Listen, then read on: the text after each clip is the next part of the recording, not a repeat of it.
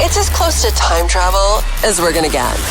This Week in Music History with Marty Miller. This week we are looking at June 15th until 19th. We'll head to 1972 for David Bowie. Ziggy, I wanted to define the archetype Messiah rock star. That's all I wanted to do. 6 years left in 2016, but the writing was on the wall, wasn't it? Meatloaf hits the deck. We know he collapsed on stage during his hit song, I Would Do Anything for Love, but I Won't Do That. And less than 4, 5, 6 weeks from her own death, and not far from hitting the deck, Amy Winehouse in 2011.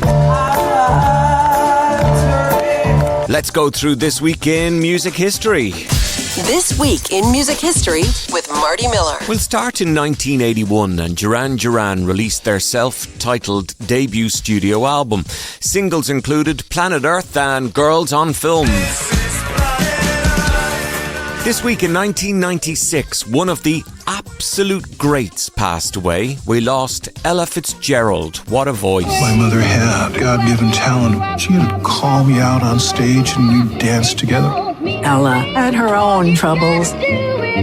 She found her own way to master suffering and make it something else.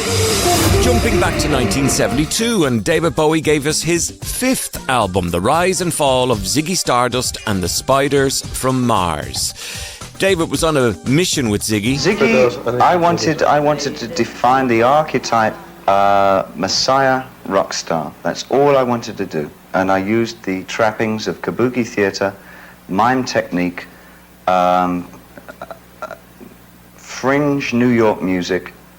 Like my references were Velvet Underground, whatever. In 2007 this week, Rod Stewart married his girlfriend at the time, Penny Lancaster, on the Italian Riviera just outside the resort of Portofino.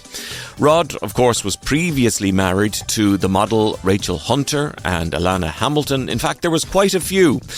These tourists were in Portofino when Rod's party turned up. Well, we're on holidays and we were walking past and saw all the commotion, so we thought we'd stop and have a sticky bag. 2016 this week, Meatloaf was down again. He was rushed to hospital after collapsing on stage while performing during a gig in Edmonton in Canada. Meatloaf was taken to hospital in Edmonton, but his condition is still unknown.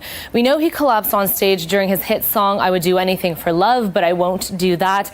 And of course, tons of fans were taking videos at the time it happened, so it was all caught on camera. Now you can see Meatloaf is singing, but then he drops his microphone before falling to the floor. His backup singers and musicians rushing to his side to help, the music eventually stopping, and concert goers were asked to vacate the arena. Way back in 1965 this week, working at Abbey Road in London, the Beatles completed work on the new Paul McCartney song, Yesterday.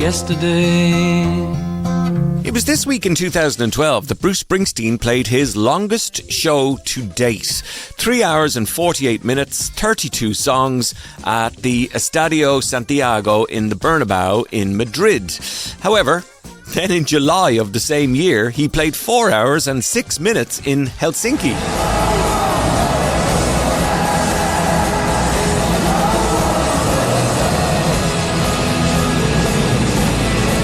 In 1990 this week, Prince played the first of 12 sold-out nights at Wembley Stadium in London. But we can bring it closer to home. Do you remember the Nude Tour? It arrived into Cork. At the airport in Cork. It's basically a hot rock and roll show. You expect a lot of black people on stage this evening. Nothing but a party. Just a funky groove. Nothing but a funky groove. They're comparing us to the Stones for the greatest rock and roll band in the world. And really sad, just weeks left on her life. 2011 this week, Amy Winehouse was booed by crowds in Belgrade after appearing to be absolutely pissed and too pissed to perform. The gig saw Winehouse mumble her way through parts of songs, leave the stage altogether, and at one point she threw her microphone on the floor. Now this is where it gets a little rough because fans had paid 52 quid to see her, and this is in a country where wages were some of the lowest in Europe. Here's how Amy sounded this week in 2011.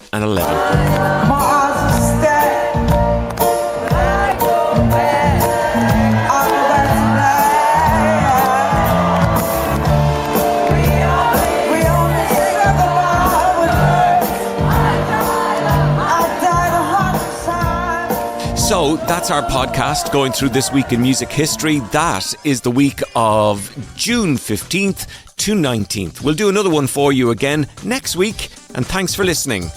Zipping through a week in a matter of minutes. This week in music history, the podcast.